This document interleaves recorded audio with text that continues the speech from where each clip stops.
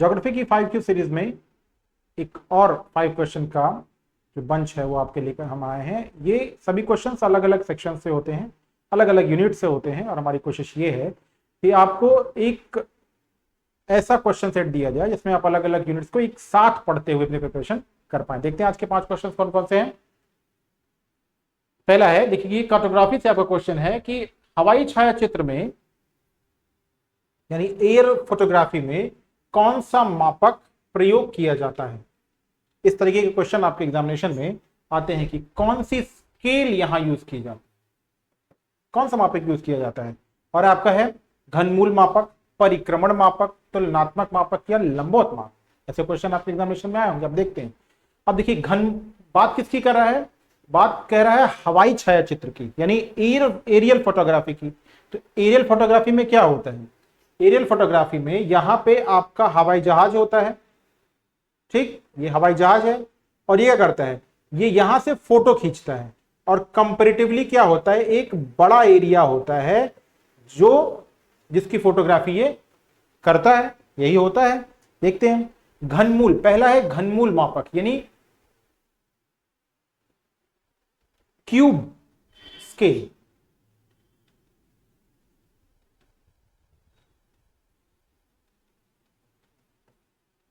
तो जब किसी भी डेटा को सर्कुलर फॉर्म में या सर्कुलर स्फीयर में प्रदर्शन करना होता है तो उसे हम क्या कहते हैं, उसे हम घनमूल मापक में यूज करते हैं। अब दूसरा आता है परिक्रमण मापक।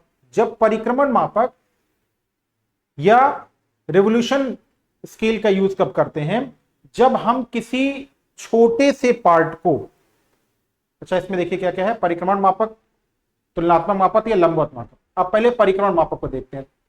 पहले क्वेश्चन का आंसर दे लेते हैं। हवाई छायाचित्र में कौन से मापक का प्रयोग किया जाता है, तो हवाई छायाचित्र में लंबवत मापक का यूज किया जाता है। ये हो गया क्वेश्चन। अब आता है कि यूज कैसे करते हैं। फिर है परिक्रमण, घनमूल मापक का बात हो गया। अब आता है परिक्रमण मापक। परिक्रमण मापक में क्या करते हैं, परिक्रमा, रिवोल्यूशन। तो किसी भी गाड़ी में जो लगने वाला पहिया होता है, इसके टोटल नंबर ऑफ रोटेशन, इसके सरकमफेरेंस को इसके टोटल नंबर ऑफ रोटेशन से जब हम मल्टीप्लाई करते हैं, यानी दो प्लेसेस की दूरी, किसी एक प्लेस से किसी एक प्लेस के बीच की दूरी हमें मापनी हो, तो किसी भी पहिए के सरकमफेरेंस से उसकी कुल जो रोटेशन होती है, सॉरी रिवोल्यूशन होती है, परिक्रमण होती है, तो क्या करते हैं, उसको मल्टीप्लाई कर देते हैं। तो हमें क्या होता है, हमें यूनिट स्केल पता लग जाती है। तो जब कोई दो प्लेस हो, उसके बीच की दूरी पहिए के रोटेशन से, सॉरी रिवोल्यूशन नहीं, पहिए के रोटेशन यानी घुमाव से हमें जानना हो। दूसरा है, अब आता है कंपैरेटिवली मापक। तुलनात्मक मापक में क्या होता है, इसमें दो प्लेसेस की तुलना कर रहे हैं और दोनों के आरएफ क्या होते हैं, समान होते हैं। फिर आता है लंबवत मापक। लंबवत मापक का यूज कहां करते हैं, जहां किसी एक छोटे से क्षेत्र से या किसी बड़े क्षेत्र का फोटोग्राफी जो वो करके दिखाना होता है, तो वहां पर किसकी बात करते हैं, वहां पर हम हवाई छायाचित्र की बात करते हैं। यानी बड़े रूप का तुलनात्मक रूप से छोटा प्रदर्शन वो लंबवत मापक में, वर्टिकल स्केल में किया जाता है। लंबवत मापक में एक इंपॉर्टेंट बात और समझ लीजिए आप कि हवाई जहाज में जो कैमरा लगा होता है, उस कैमरे की लंबवत दूरी, लेंस की लंबाई, सॉरी लेंस की लंबाई, ये क्वेश्चन पूछा जाता है आपसे कि कैमरे के लेंस की लंबाई, ये क्वेश्चन आपसे आपके एग्जामिनेशन में याद कीजिए पूछा गया है। जैसे क्वेश्चन पूछा गया कि हवाई जहाज में लगे कैमरे के लेंस की लंबाई equal to what, equal to what किसकी, पहला इक्वल टू वॉट फोकस दूरी ऊपर रहेगा, फोकस दूरी बटे उड़ान की ऊंचाई, कितनी ऊंचाई पर कोई चीज उड़ रही है, और जो फोकस दूरी है, तो फोकस दूरी अपॉन उड़ान की ऊंचाई इक्वल टू कैमरे में लेंस की लंबाई। ये याद रखिएगा, इस तरीके के फॉर्मूले पे आपके एग्जामिनेशन में क्वेश्चन पूछे गए हैं। तो जब भी कभी हम लंबवत मापक का यूज करेंगे, धरातल के बड़े क्षेत्र को बहुत छोटी से दूर, बहुत कम एरिया पे दिखाने का प्रोसेस अपनाया जाता है। एरियल फोटोग्राफी में जो मेंशनिंग होती है किसकी, कैमरे के लेंस पर वो किस चीज की होती है? कैमरे के लेंस पर टाइमिंग की मेंशन होती है, चित्र की होती है, फोकस दूरी की होती है, उड़ान की ऊंचाई की होती है। किस पर? कैमरे के लेंस पर, याद रखेंगे। चित्र की संख्या, तिथि, फोकस दूरी, उड़ान की ऊंचाई। ऐसे पूछता है कि लेंस पे क्या मेंशनिंग होता है। ये जो फोटो होती है, फोटोज जो आएंगी, लेंस खींचेगा, उस पर क्या मेंशन होगा? सबसे पहले डेट मेंशन होगा, फिर चित्र की संख्या मेंशन होगी, फिर फोकस दूरी मेंशन होगी, फिर उड़ान की ऊंचाई। तो फोकस दूरी अपन उड़ान की ऊंचाई करेंगे तो लेंस की लंबवत लंबाई हमें पता जाएगी। आगे बढ़ते हैं, next question. Right answer is लंबवत मापक या वर्टिकल स्केल। दो नगरों के बीच में लोगों का परिसंचरण, यानी हम किसकी बात कर रहे हैं? दो नगरों के बीच में परिसंचरण, यानी किसकी बात कर रहे हैं? माइग्रेशन की बात कर रहे हैं। उनके जनसंख्या गुणनफल का समानुपाती तथा उनके मध्य दूरी के वर्ग का व्युत्क्रमानुपाती होता है। उपरोक्त सिद्धांत किसका है? पहले देखते हैं रेमेंस्टीन। 1885 में जनसंख्या और प्रवास से प्रवास में संबंध स्थापित करने का जो पहला प्रयास किया था वो किसने किया था? वो रेवेंस्टीन ने किया था। इसके पहले कभी प्रयास नहीं किया गया था। और रेवेंस्टीन ने क्या कहा था? कुछ बिंदु रेवेंस्टीन ने कहे थे। जैसे पहला कहा था कि प्रवास यानी जो माइग्रेशन है वो ट्राई करते हैं कि वो कम दूरी की हो, और दो प्लेसेस के बीच में जो प्रवास होता है उसकी क्षतिपूर्ति के लिए, जैसे एक प्लेस से एक प्लेस की ओर माइग्रेशन हो गया तो दूसरी तरफ से यहां पे जो लोग गए हैं उसको या उस वैक्यूम को फिल करने के लिए दूसरी जगह से माइग्रेशन स्टार्ट हो जाता है। यानी माइग्रेशन क्या होता है? किसी एक प्लेस से दूसरे प्लेस पे गया तो दूसरे प्लेस से उस वैक्यूम वाले प्लेस पे भी माइग्रेशन होता रहता है। यानी प्रवास की धारा की क्षतिपूर्ति धारा के रूप में, कंपनसेशन करंट के रूप में एक दूसरी जगह से प्रवास आता रहता है। फिर रेवेंस्टीन कहते हैं कि ग्रामीण लोगों की तुलना में नगरीय क्षेत्र के लोग ज्यादा प्रवास करते हैं। बात ये 1885 की है, तब ऐसा होता था, लेकिन आज ऐसा नहीं है। आज ग्रामीण क्षेत्र के लोग ज्यादा प्रवास करते हैं। रेवेंस्टीन कहते हैं कि लघु दूरी का प्रवास, कम दूरी का प्रवास जो होता है वो ज्यादातर स्त्रियां करती हैं। और प्रौद्योगिकी प्रगति के साथ प्रवास जो है, प्रौद्योगिकी प्रगति के साथ प्रवास यानी माइग्रेशन इंक्रीज हुआ है। और प्रवास निर्धारक कारकों में, यानी कौन से कारक प्रवास को निर्धारक करते हैं, उनमें आर्थिक कारक यानी इकोनॉमिक कारक सबसे इंपॉर्टेंट है। ऐसा कौन कहता है? 1885 में जनसंख्या प्रवास में संबंध स्थापित करने वाले रेवेंस्टीन कहते हैं। फिर दूसरा है रायली। देखिए इसमें स्टार्ट करते हैं जेके जिफ से। जिफ का एक मॉडल था जिसे कहते हैं principle of least effort. GIF का मॉडल क्या था? प्रिंसिपल ऑफ लीस्ट एफर्ट, न्यूनतम प्रयास का मॉडल, जो क्या करता है कि समाज में जिफ का कहना है कि दो नगरों के बीच की जो माइग्रेशन है वो किस पे डिपेंड करता है? वो डिस्टेंस पे डिपेंड करता है। दो नगरों या दो प्लेसेस के बीच में जो माइग्रेशन है वो किस पे डिपेंड करता है? उनके बीच के डिस्टेंस पे डिपेंड करता है। डिस्टेंस जितना ज्यादा होगा, संचरण करने वाले, माइग्रेट करने वाले लोगों की संख्या क्या होगी? उतनी ही कम होगी। वस्तुओं, सूचनाओं और लोगों के संचरण को क्या किया उन्होंने? अंकित किया। वस्तुओं को, सेवाओं को और लोगों के संचरण को लीस्ट एफर्ट मॉडल में किया और कहा कि डिस्टेंस जितना ज्यादा होगा उतना ही जो संचरण होगा वो कम होगा। फिर आते हैं स्टोफर। स्टोफर ने क्या किया?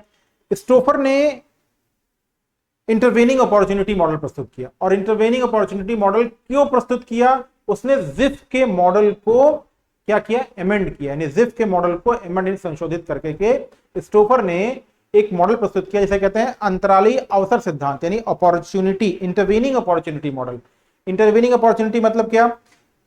स्टोफर कहते हैं कि अवसरों में रोजगार का अवसर, अवसरों में वातावरण, आवास, रोजगार, वातावरण, आवास, ये वो अवसर हैं जो दो प्लेसों के बीच में अगर अवेलेबल हैं तो क्या होगा? तो वो इफेक्ट करेगा, वो प्रभावित करेगा किसको? माइग्रेशन को, संचरण को। और अगर बीच में अवसरों की कमी है तो क्या होगा? तो जो प्रवास है वो भारी मात्रा में नहीं होगा। तो प्रवास के लिए इंपॉर्टेंट है कि बीच में जो अवसर होने चाहिए वो होने चाहिए। और अवसरों के अंतर को या अवसरों की इंपॉर्टेंस को किसने समझाया है? ये समझाया है स्टोफर ने। ठीक है। फिर 1929 में रायली का मॉडल आता है। कब आता है? 1929 1929 में 1929 में रॉयली का मॉडल आता है, और रॉयली मॉडल ने क्या कहा कि इन्होंने गुरुत्वाकर्षण नियम के आधार पर, क्वेश्चन पूछेगा इन सब में कौन गुरुत्वाकर्षण नियम के आधार पर था, तो गुरुत्वाकर्षण नियम पर रॉयली का सिद्धांत आधारित था। और क्या कहते थे, ये कहते थे दो नगरों के बीच लोगों का परिसंचरण उनकी जनसंख्या के गुणनफल, उनकी जनसंख्या के गुणनफल और गुणनफल के समानुपाती और उनकी बीच की दूरी के क्या होता है, वर्ग का व्युत्क्रमानुपाती होता है। मध्य की दूरी के वर्ग का व्युत्क्रमानुपाती, मतलब राइट आंसर क्या है, राइट आंसर है रायली। तो गुरुत्वाकर्षण के नियम पर आधारित 1929 में रायली ने सिद्धांत प्रस्तुत किया और कहा दो अलग अलग प्लेसों के बीच में जो माइग्रेशन होता है वो उनके पॉपुलेशन 1 एंड पॉपुलेशन 2 का मल्टीप्लीकेशन और उनके बीच की दूरी के वर्ग के व्युत्क्रमानुपाती होता है। डिस्टेंस जितना ज्यादा होगा उतना ही क्या होगा, अट्रैक्शन पावर उतना ही कम होगा। आगे बढ़ते हैं, नेक्स्ट क्वेश्चन। फिर कथन है, असम में भारत की अधिकतम चाय उत्पादित की जाती है, असम में सस्ता जनजातीय श्रम उपलब्ध है। देखिए असम जो है वो भारत का सबसे ज्यादा टी प्रोडक्शन वाला एरिया है, ठीक, सबसे ज्यादा प्रोडक्शन जो होता है वो असम में होता है। असम में क्यों होता है, इंपॉर्टेंट चीज है। देखिए टी के लिए वुमेन वर्कर चाहिए, और बांग्लादेश से और पड़ोस के देशों से आने वाले जो माइग्रेंट ट्राइब्स हैं वो यहां पर बहुत ज्यादा है और उनकी वुमेन यहां पर काम करती हैं। 1940 में जब विलियम बेंटिंग भारत में गवर्नर जनरल थे तो उन्होंने क्या किया, उन्होंने भारत में इस तरीके के 1840 में जब विलियम बेंटिंग भारत में थे तो उन्होंने क्या किया, उन्होंने भारत में चाय के प्रोडक्शन को शुरू किया। इससे पहले चाय का प्रोडक्शन कहां होता था, चाइना में होता था, जो बहुत पुराने समय से होता चला आ रहा है। इसके लिए चाय के लिए जो सबसे अप्रोप्रिएट जगह होनी चाहिए वो होना चाहिए स्लोप, ताकि उसमें ढाल में पानी न लगे। दूसरा होना चाहिए सस्ते मजदूर, स्पेशली वुमेन जो कि कोमल हाथों से अपने पत्तियों को चुनती हैं। और तीसरी इंपॉर्टेंट बात यह है कि ठंडी हवा और ओला इसके लिए हानिकारक होता है। तो टेम्परेचर 24 डिग्री से लेकर के 32 डिग्री के बीच होना चाहिए। टेम्परेचर 24 डिग्री से लेकर के 32 डिग्री सेल्सियस के बीच होना चाहिए। ठंडी हवा और इसके लिए हानिकारक है। जो पत्तियां बोई जाती हैं वो चुनने के लिए वुमेन की जरूरत पड़ती है। ढालों पर ये उगाए जाते हैं, वर्षा फुहार के रूप में हो तो ज्यादा इंपॉर्टेंट है। इसके अलावा 600 से 1800 मीटर की हाइट पर भारत में चाय उगाई जाती है। भारत दुनिया के शीर्ष उत्पादकों और टॉप एक्सपोर्ट्स में था, लेकिन आज एक्सपोर्ट में पीछे हो गया है। लेकिन अभी भी लीडिंग एक्सपोर्टर जो है वो चाइना है, लीडिंग प्रोड्यूसर भी जो है वो चाइना है। भारत दूसरा सबसे बड़ा उत्पादक भले ही है, लेकिन एक्सपोर्ट में भारत पीछे चला गया है और अब एक्सपोर्ट में भारत को कड़ी प्रतिस्पर्धा देकर बहुत आगे निकल चुके हैं। इसमें केनिया भी है, इसमें श्रीलंका भी है। तो चाइना, केनिया और श्रीलंका ये 3 लीडिंग एक्सपोर्टर्स हैं। तो भारत में असम सर्वाधिक चाय उत्पादन करता है, ये भी सही है। सस्ता जनजातीय श्रम उपलब्ध है, इसलिए असम में ये प्रोसेस ज्यादा होता है। तो ए और बी दोनों ही सही है।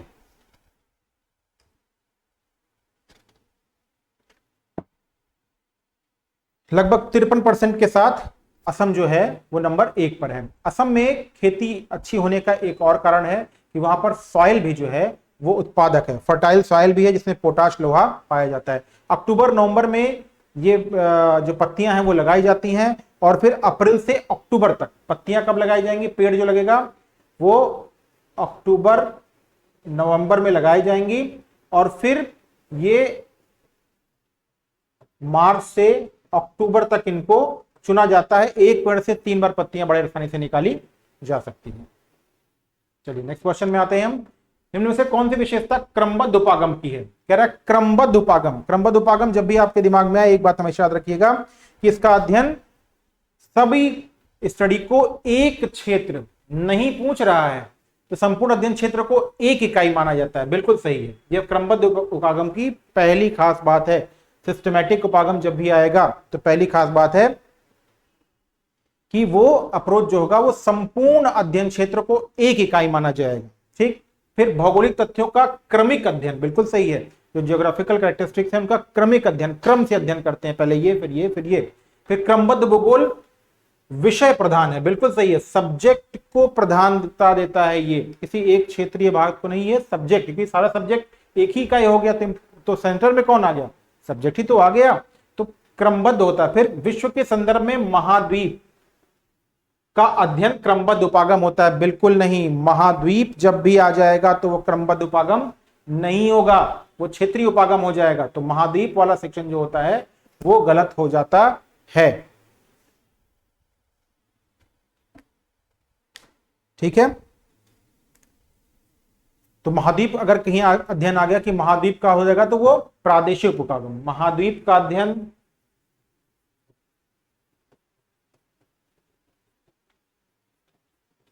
क्या है,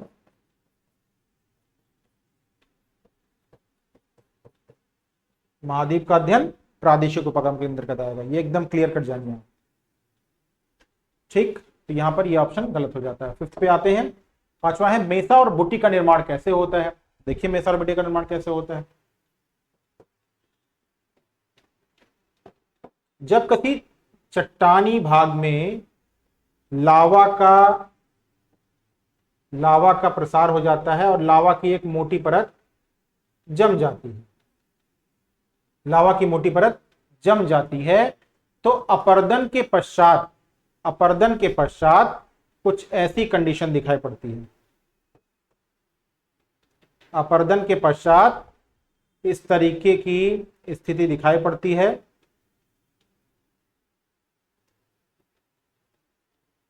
लावा की परत ऊपर आई और टिक गई और ऊपर के और बाकी परतें कट जाएंगी, लेकिन लावा क्या है, इग्नियस है, वो कटेगा नहीं, तो इस तरीके की जब शीर्ष स्थिति आती है तो उसे क्या कहते हैं, लावा निक्षेप। मेसा और बुटी लावा निक्षेप वाले क्षेत्रों में भूस्खलन माड़वलवा वाला क्षेत्र में, तो लावा निक्षेप वाले क्षेत्रों में कौन बनते हैं, मेसा और बुटी। इस तरीके के बड़े भाग को कहते हैं मेसा और छोटे भाग को कहते हैं बुटी। ऐसा ही इंपॉर्टेंट है आपको, ऐसा ही इंपॉर्टेंट प्लेस क्या है, यूएसए का शिप रॉक में, यूएसए के शिप रॉक रीजन में बुटी बहुत इंपॉर्टेंट है। अच्छा, मेसा का मतलब होता है एज अ मेज, मेज की आकृति, मेसा मतलब मेज की आकृति।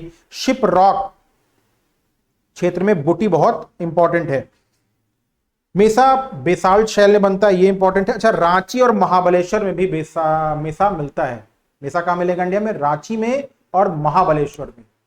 ठीक, कोलोराडो का ग्रैंड मेसा बहुत इंपॉर्टेंट है, कहां पर, कोलोराडो में, कोलोराडो यूएसए में ग्रैंड मेसा।